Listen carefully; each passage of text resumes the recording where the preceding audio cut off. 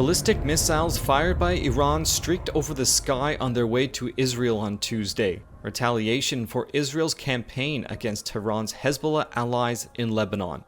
The missiles are seen here over the West Bank's Hebron, and in Tel Aviv with sirens blaring and air defenses intercepting the projectiles. Alarms sounded across Israel and sent people scrambling for shelter. Iran's Revolutionary Guard Corps said the missile salvo was in retaliation for recent Israeli killings of militant leaders and aggression in Lebanon and Gaza. Israel said more than 180 missiles were launched. The attack drew vows of a sharp response from both Israel and the United States, with Israeli Prime Minister Benjamin Netanyahu saying Iran made a big mistake and will pay for it. The Pentagon said U.S. Navy warships helped Israel intercept the missiles. U.S. President Joe Biden said Iran's attack was, quote, ineffective. Make no mistake, the United States is fully supportive of Israel. Iran's foreign ministry said its operation was defensive and was only directed at Israeli military and security facilities. No injuries were reported in Israel, but authorities in the occupied West Bank said one man was killed there. Meanwhile, in Tehran, people celebrated the bombardment. Some hoisted posters of the recently assassinated Hezbollah leader Hassan Nasrallah. Palestinians in the Gaza Strip, locked in nearly a year of war, also celebrated as the rockets headed towards Israel. The missile strikes come after Israel said its troops launched ground raids into Lebanon, which it has described as limited. But a ground campaign into Lebanon for the first time in 18 years, pitting Israeli soldiers against Hezbollah, Iran's best armed proxy force in the Middle East, would be a major regional escalation. The Lebanese Health Ministry said more than 50 people were killed and more than 150 wounded in Israeli attacks across Lebanon on Tuesday. במוכנות גבוהה, בהגנה ובהתקפה. אנחנו נגן על אזרחי מדינת ישראל. יהיו לירי הזה השלכות. יש לנו תוכניות, אנחנו נפעל במקום ובזמן שנחליט. שוב אני אומר, אנחנו בפני מלחמה רב זירתית, כבר מזה זמן רב, זה לא פעם ראשונה שיש ירי מאיראן.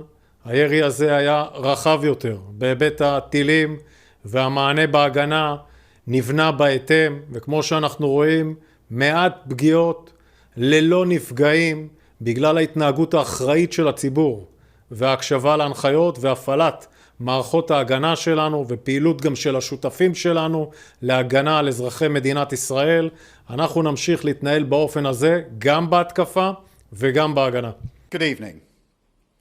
In the last few hours, the Iranian regime has launched over 200 ballistic missiles at civilian targets in Israel. It's too soon to assess the impact fully, but I utterly condemn this attempt by the Iranian regime to harm innocent Israelis. We stand with Israel and we recognize her right to self-defense in the face of this aggression. Iran must stop these attacks, together with its proxies like Hezbollah. Iran has menaced the Middle East for far too long. Chaos and destruction brought not just to Israel, but to the people they live amongst in Lebanon and beyond. Make no mistake, Britain stands full square against such violence. We support Israel's reasonable demand for the security of its people, because I am deeply concerned that the region is on the brink, and I'm deeply concerned about the risk of miscalculation. The situation in Lebanon is increasingly grave. I want to repeat my advice to British nationals who are still in Lebanon. You must leave now. This, as you'll appreciate, is an evolving situation. But what I will say is that we stand with Israel and her right to self-defense, and any relevant updates will be provided in due course. We, of course, condemn Iran's actions.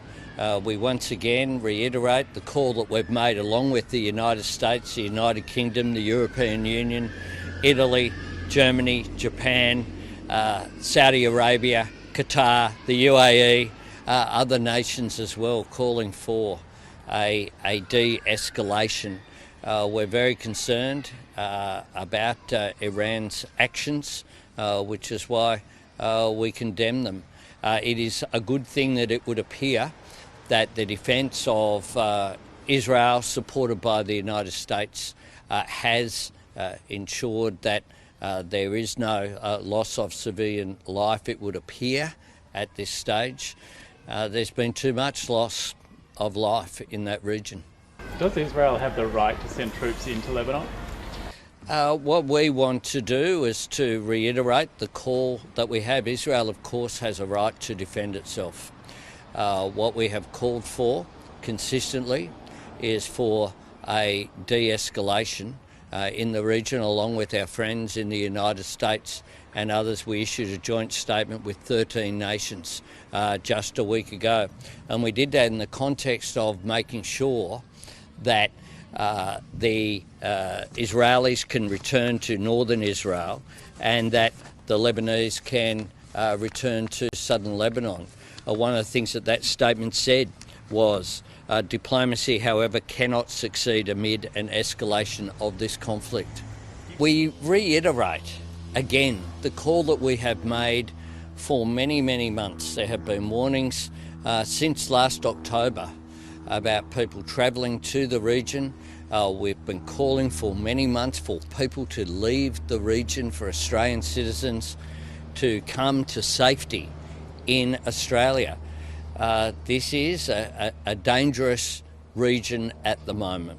We know that is the case, but it hasn't just arisen in past days, and we have been calling for many, many months for people to take the opportunity to leave through commercial means when they could. We again reiterate that people should take any opportunity that they can to leave, but the Australian government, of course, will always do our best to look after Australian citizens. 岸田総理とバイデン大統領との間で日米同盟が格段に強化をされたということでありますが、その路線を引き継いでさらに強化を図ってまいりたいというお話をいたしました。また日本の防衛力強化についても額もそうでありますが、中身の充実、あるいは日米間の連携の強化ということについても私からお話をいたしたところであります。日米間、日米豪印、あるいは日米比といったような同志国のネットワークのさらに強化をしていきたい。イランによる攻撃はこれはもう認められるものではございません。